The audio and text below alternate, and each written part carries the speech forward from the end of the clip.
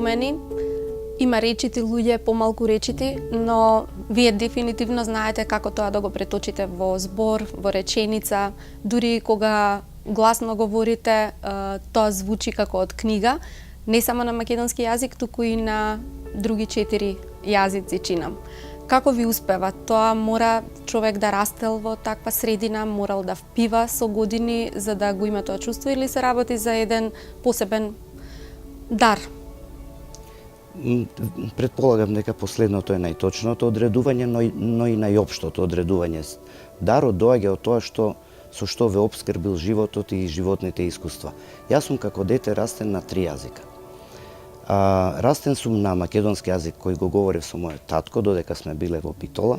Јас сум таму роден и до 2 години во Битола живеевме со мојот стрико со кого сум зборувал влашки јазик и со мојата мајка која беше гркинка со која говорев грчки јазик. Така што кога ќе се свртев кон било кој од овие 3 говорители на различни јазици, сум го менувал јазикот на комуникација. Таа мултилингвалност ја останата и понатаму. Ја доразвив со тоа што учев странски јазици, англискиот дојде, потоа францускиот и италијанскиот јазик, така што се намножија јазиците и се разбира и желбата и понатаму да изучувам јазици. Бев добар и во латински јазик.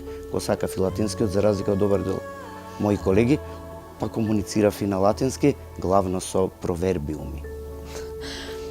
Многу го сакате градот, го сакате Скопје од минатото, Битола од минатото, ги сакате евреите, сефардите, се обидувам да се сетам на целата ваша продукција, што како нитка провејува цело време. Битовото, селото не ви се толку блиски, и тука предпоставувам дека ова се должи на вашето детство, на средината, на обкружувањето. Зошто е толку магичен градот од минатото? Да, ви благодарам за ова прашање, в кое што во суштина го препознавам како прашање на интересирањата, што јас ги нарекувам интересирања за другоста. Секогаш ме привлекувало нешто што е поразлично од просторот, местото, духот на времето што го живееме. И практично тоа е она што ме врзувало, но секогаш на подлогата на градот. Што ме врзувало и во моите интересирања тематски за овој домен, за оној домен, или за ова или за онаа тема која што е секогаш тема на некаква другост. За евреите се заинтересирав слушајќи приказна, една домашна приказна за една еврејка која живеела и во нашиот дом исто така. Домашна помошничка, чие што име го знам, чие што презиме никош не го дознав. Се викала Рашела и таа приказна беше доста присутна во исказите на мојот татко. За градот се заинтересирав од најмали нозе, бидејќи и опусот на мојот татко и милјето во кое се растени и формирани и мојата мајка и мојот татко беше градот, се разбира, јас самиот исто така. Беше тоа Битола и беше тоа Скопје и беше Солун исто така. Три града во кои практично ми помина целиот живот, точно така движејќи се во тој триаголник. Во Солун, од друга страна, живееле долга низа години, векови заправо, евреи исто така. Се заинтересирав и за нивниот живот, па книгата што ја напишав со прози за животот на сефардите е книга која што се случува во повеќе градови. Се случува во Скопје, се случува во мојата родна Битола, се случува во родниот град на мојата мајка во Солун, се случува на островот Закин, се случува во Софија и така натаму, веќе се шири зумот се отвара на тематското интересирање. Ете, практично тоа е тоа што ме интересира, секогаш другоста, секогаш инаквото. Тоа ме возбудува и ме тера да истражувам и најубавиот дел практично од пишувањето е подготовката за пишување. Веќе тогаш осознавам, дознавам нови, правам истражувања и таму уживам исто така и веќе се назираат и првите теми, првите концепти, првите скици на идните творби. Мислам дека што се однесува до литературните изданија, тие ја надминаа бројката од 20, зборувам за првичните, а особено последниве години се намножија и преводите. Дали токму таа универзалност е клучното нешто што книгите лесно поминуваат надвор, што се разбирливи за оние што не го разбираат духот на локалното, на се друго, зашто еве го и примерот со Гоце Смилевски. Тој не расправа за локални теми, туку за универзални, и тоа е првиот чекор, се разбира. Треба да станува збор за уметничко дело, да ги задоволува другите критериуми, но дали сметате дека и кај вас е ова клучното нешто што ги проби во светот? Верувам дека е така, и кај Гоце исто така, во неговото творештво, во творештвото на Лидија Димковска, на една низа наши современи автори, практично можете да го пронајдете елементот на другоста. Кај Гоце е многу присутен, тој пишува за Холандија во првата своја книга, пишува за Австрија во својот натамошен опус, потоа за Франција во својот трет роман. На тој начин јас исто така се обидувам да го освојам светот и темите на светот, ама оние што ми се чинат од една страна мене блиски, од друга страна актуелни за денешницата. Тоа се оние искри што може да го заинтересираат и читателот, но пред се мене како пишувач и како автор на тие творби. Кај мене, например, во романите ќе најдете исто така еден вид на мултипросторност, на мултиспацијалност, бидејќи тие се случуваат во 21-виот мојот прв роман, што го напишав како 50 годишник на многу зрело доба, инаку 23 се вкупно досега објавените мои книги.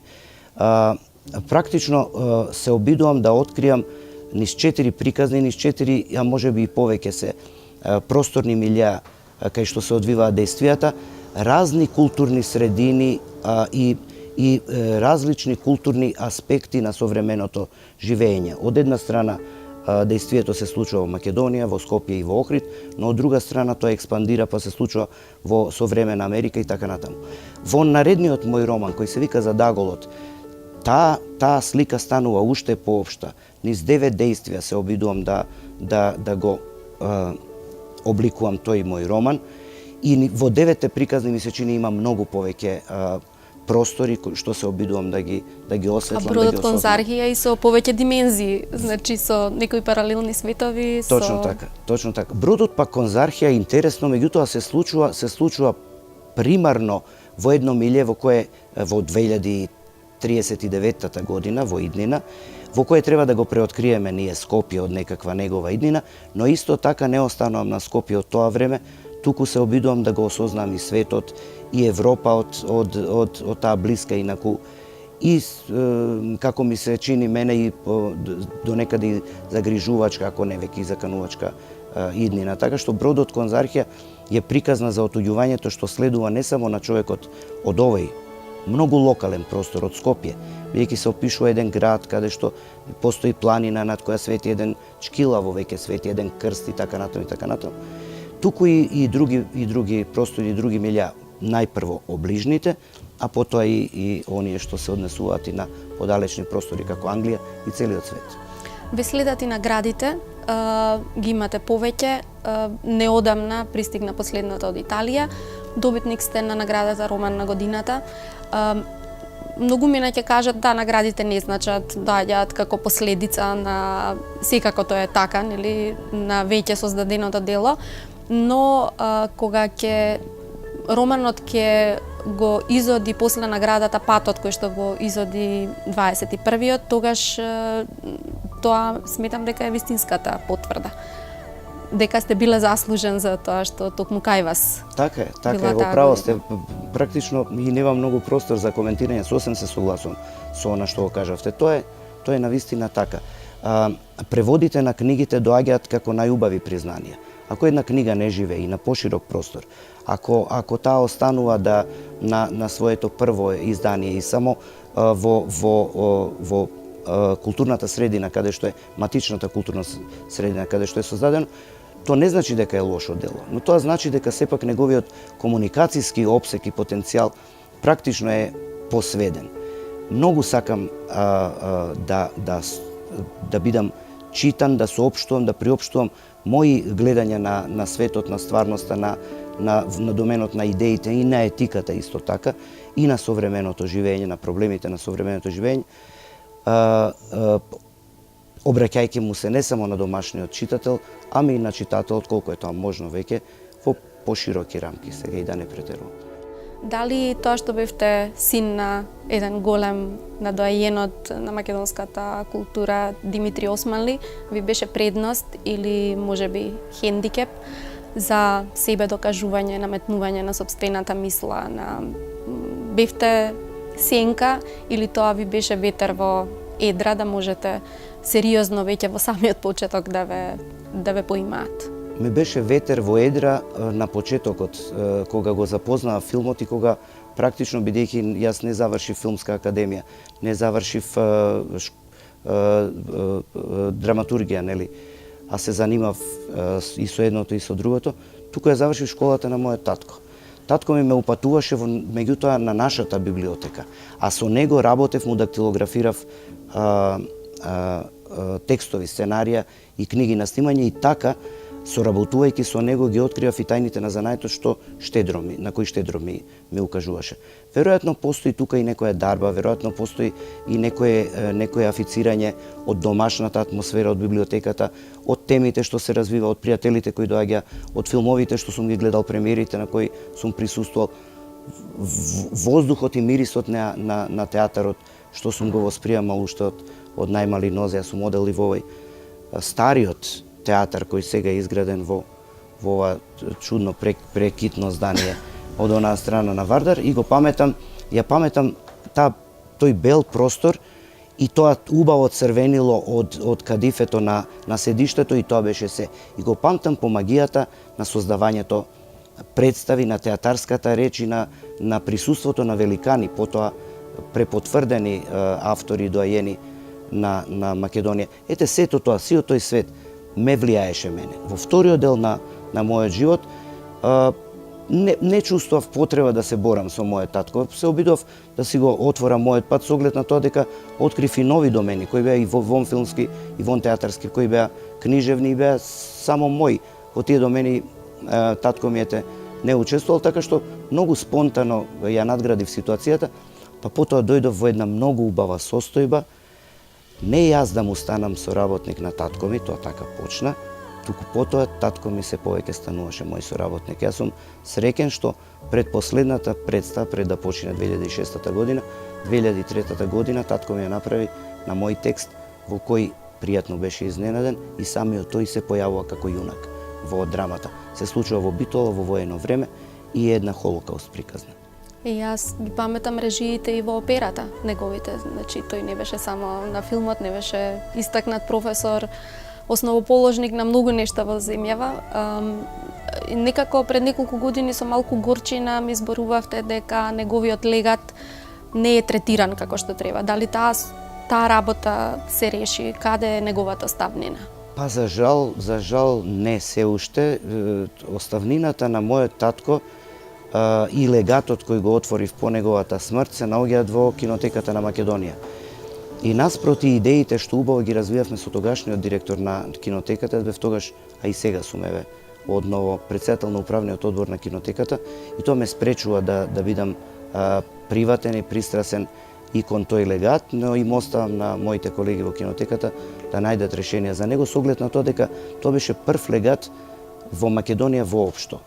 Така читав во утрински весник по објавата на легатот. Еве, заинтересираните новинари открија дека тоа бил прв легат во Македонија, за разлика од оближните средини каде што задужбините, легатите и така натаму се редовна практика на дарување на она што е наследство, убаво наследство од претходните генерации. Тој е многу богат легат. Тој содржи и предмети, содржи и духовни творби, содржи и филмски материјали и така натаму и така натаму. И очекувам дека идејата ми беше да се отвори еден простор, еден спомен простор од работната соба на мојот татко со мебел кој што е стар веќе близу еден век. Тој е наследен од неговите родители и така натаму и така натаму. Убав еден благороден простор, една чудесна стара сценографија во која би можеле да се одвиваат различни промоции и така натаму. За жал тоа еве се уште не се случи. Сите ерудити, интелектуалци, кревки уметнички души од вашата генерација велат дека имаат чувство после растурањето на претходната држава, дека се во период на транзиција, дека веќе не можат да ги препознаат критериумите, стандардите. Како вие во овие особено последни 20 години, успеавте да го држите гласот високо кренат, но со она фина, културна примеса да творите. Како се снаоѓавте низ периодот кој што верувам дека не беше лесен? Знаете како, обидувајќи се да се сконцентрирам само на творештвото и на обидот да се продуцира тоа творештво. Ако се работеше за книга, да ја предложам на релевантен издавач, а овој потоа до Министерството, и да ги користиме и тие и јас, како и сите други автори и другите издавачи македонски, парите што ги става на располагање буџетските средства македонската држава, ништо над тоа. Не сум се обидувал никогаш да земам, да печалам повеќе. Мене ми беа доволни печалбите што ги имав со моите книги, сатисфакциите од критиките што излегува, а потоа и убавиот тек на настаните кои што еве само во книгата 21-виот ми донесе 7 додатни сатисфакции, во 7 средини е тој роман објавен и то не носи никакви финансиски печалби, ама носи енормни сатисфакции кои се и над секоја печалба, така што печалбите се духовни. Сакам да ви поставам прашање, кое дело, без разлика дали е книга, дали е филм, вие го сметате за клучно во вашата кариера, можеби како приватен момент, професионален, без да ви ги наметнувам параметрите, дали можете да издвоите што е вашиот досегашен пик? Иако за творецот нема пензија, можеби најголемиот успех следува. Да, и за таткото сите деца се еднакво важни, сакани и убави и така натаму. Па сепак, имаме и миленичиња. Значи, покрај двете книги што претходно ги спомнавте, а јас и тоа спомнување со задоволство го потврдив, значи книгата за филмот и книгата за стрипот, како први книги во македонските теориски домени, сакам да го издвојам мојот роман 21-виот, кој што ја доби наградата за роман на годината 2010 година, а исто така од друго, исто квалификувано, високо квалификувано жури беше предложен и за наградата Балканика, која што, како што велат сведоците на изборниот чин, ми избегала за малку, ама јас го имам задоволството да избега во рацете на еден многу релевантен автор, многу порелевантен од што сум јас. Тоа е Исмаил Кадаре, на изборот кој што се случуваше во Валона во Албанија, тој ја доби тогаш наградата. За мене сатисфакција дека сум бил второ квалификуван во таа година и тоа е доволна сатисфакција.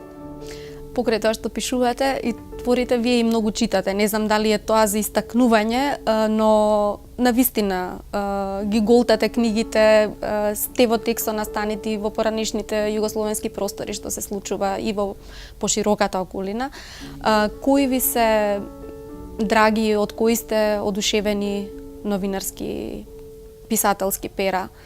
Што ве подкрепа, ве мотивира дека сте на вистинскиот пат, дека има и други луѓе што ви дава надеж дека не е се така црно и досадно, измислено, туку може да се откриваат нови работи?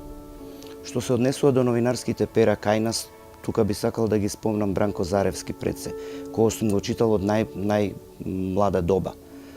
Кога го отворав весникот Нова Македонија, кога го прво отворав, наидував на најинтересни текстови од Бранко Заревски. Потоа ги препрочитав неговите текстови исто така веќе како зрел автор и дури вработен во Нова Македонија. Еден дел од мојот работен стаж помина и во Нова Македонија. Ристо Лазаров остави ова голема трага од нашите новинари тука. Тој е еден човек што е новинар во крв, а е поет исто така. И кој што уме работите веднаш да ги сведе, да процени што е важно и што е неважно.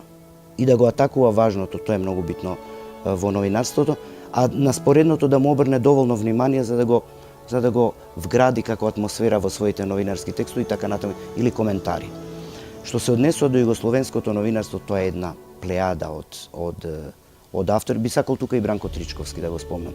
Кај нас во Македонија, со кого соработував во Нова Македонија, беше исклучителен уредник, автор на текстови и уредник на саботното издание. Според мене саботното издание што го уредуваше на Нова Македонија, што го уредуваше Бранко Тричковски, беше можеби најдоброто на сите времиња, барем оние што јас што јас ги запознав, а што се однесува до југословенските простори, тука една плејада, на вистина ќе сгрешам ако почнам да споменувам имиња на нивните дела, на нивните критики, како на еве неодминливо е Богдан Тирнанич, се учев на коментарите на Радојчич, дипломатските коментари на Радојчич, главно политикините новинари, меѓутоа и новинарите на Загребски данас, текстовите што ги објавува моите колеги во доменот на стрипот низ цела Југославија, во Загребски полет, во Карим Заимович, за жал загина во војната во премлад, во Босна и Херцеговина. Се уште купувате Политикин забавник?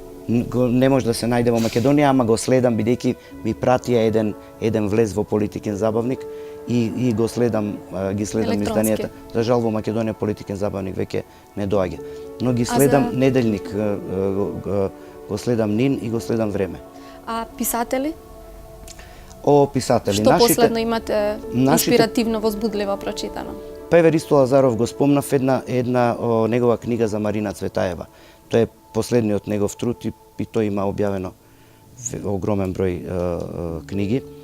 Неговите поетски книги исто така. Башевски со неговите романи. Круг му се вика последниот роман, тој ми остави впечаток. Гоце Смилевски го сакам исто така многу. Лидија Димковска, која исто така ја спомнав, нејзината проза, Оливера Николова, нашата сјајна Оливера Николова. Таа е доајен и според мене високо почитувана не само дама, писател, наш истакнат македонски писател. Благоја Иванов, мојот омилен исто така автор. Влада Урошевич, со неговите, особено во прозите. И така има многу, ќе обесправам многу автор. Славко Јаневски, Ацо Шопов од поетите. Колку повеќе се чита, толку повеќе... Инаку ова што рековте, читам 2 до 3 книги паралелно, така си овозможувам себе си да читам без престан. Значи со едната книга земајќи ја се одморам од другата и повторно се врти тој круг и кога не пишувам, читам многу.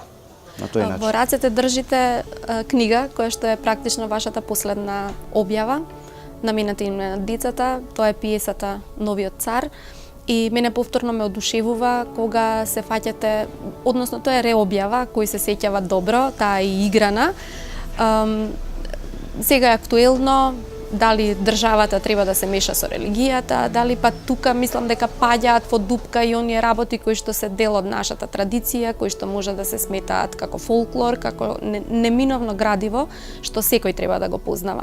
Вам ви успева да најдете мерката, како тоа повторно да го приопштите, да не бидете обвинети дека се приближувате до црквата, дека фаворизирате еден народ, но она што претходно го разговаравме, вие и како не можете да бидете сведени на еден народ, толку култури поминале низ вас, толку култури сакате и говорите за нив. Зашто станува зборове за оние кои што не ја виделе Новиот цар? Станува збор за една моја фасцинација од детството, да напишам пиеса, бидејќи таа беше во дефицит. Пиеса за раѓањето на Христос беше во дефицит кај нас. Ама не да ја напишам како религиозен текст, туку да ја напишам како цивилен, книжевен и театарски, граѓански, во тој дух и концепт, со оглед на тоа дека сведоци сме, сите што сме излегле од оваа земја, колку на запад се почитува и колку во сферата на божикните и новогодишните празнувања се играат инсценации на рождеството на Христос и така натаму и така натаму. И тој топол дух што го понесов, што сум го понел од детството и од други средини, не само од нашата, а и во нашата го имаш. Тој дух на коледарењето, на домашните обичаи, собирања, посети кај пријатели, воопшто белите празници. Сакав да го преоживам и во една театарска пиеса, која што ја напишав 1999 година, во очи на 2000-та година од раѓањето на Исус.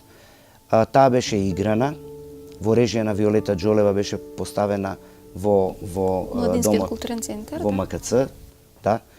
Беше играна со професионални актери и така натаму и со дечиња. Ликовите ги игра деца и тоа беше фантастичен концепт, многу ми се допадна. Тоа издание, прво беше издание на Ѓурѓа, на НИП Ѓурѓа, едноставно го снема. Со текот на годините беше распродадено, иако кај нас книгите споро се продаваат. И почувствував потреба да го преобјавам ова дело, бидејќи сакав ова мало дело, бидејќи сакав одново да заживее еве тој концепт, бидејќи и во меѓувреме не се создадоа пиеси и воопшто не се тематизираше божикината тема. Рождеството, како тоа се нарекува со црковен јазик, се обидувам да го избегнам, раѓањето на малиот, на новиот цар, на царот на добрината и на човеколюбието.